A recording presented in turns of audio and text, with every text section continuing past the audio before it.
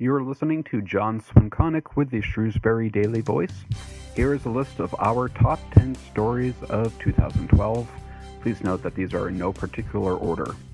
In January, tragedy struck the Ski Ward ski area when John Street, age 18, of Upton, was killed after he fell from the chairlift. Street was training with his Nipmuc Regional High School ski team at the time. Investigators believe that Street may have suffered from a seizure. 2012 was the year that construction of the new Sherwood Middle School was completed ahead of time and under budget. Students will move into the $42 million school this January. The new school is larger, with more classrooms, and is equipped to house the latest technology. And speaking of technology, this was the year that saw implementation of the iPad program throughout Sherwood Middle School. Teachers and administrators have praised the iPads as being a powerful tool for learning, but some parents were concerned that the iPads were expensive and the sudden access to instant messaging was a distraction. Well, the weather in Shrewsbury was just plain weird in 2012.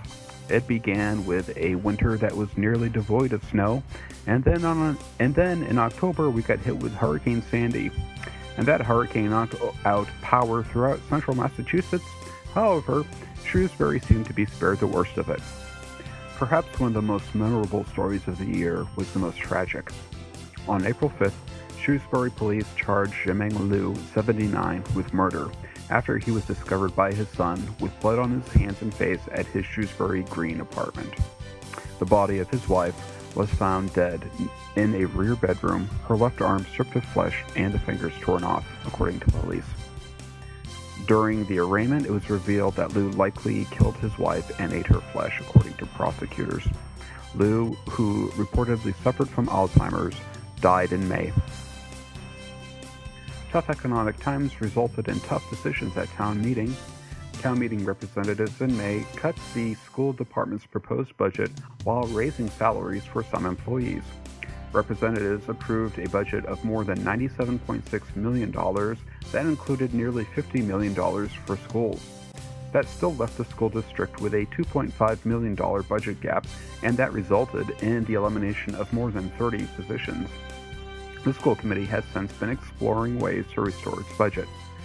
Town meeting members also approved a 2% cost of living increase for non-union town employees, despite much opposition from some representatives concerned with the town's ability to pay for it.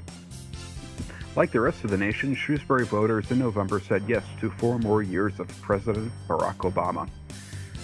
And like much of central Massachusetts, Shrewsbury voters picked U.S. Senator Scott Brown, but it wasn't enough for Brown to defeat his Democratic challenger Elizabeth Warren, who defeated Brown after a hard-fought race. In June, a groundbreaking ceremony was held for the new Burns Memorial Bridge that spans Lake Quinsigamon and connects Shrewsbury to Worcester via Route 9.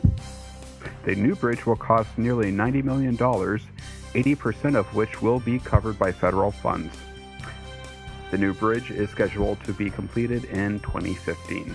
In 2012, Kevin Forts of Shrewsbury was charged with making threats of violence while he was a student at Assumption College in the year 2011. Forts was reportedly inspired by Anders Breivik, the man who massacred 77 people, many of them teenagers, in 2 attacks in Norway. During an interview with Norwegian television, Forts said that Breivik's attack was, quote, atrocious but necessary. Shrewsbury High School Athletics lost one of their own this year. In April, golf coach Leo Murray passed away.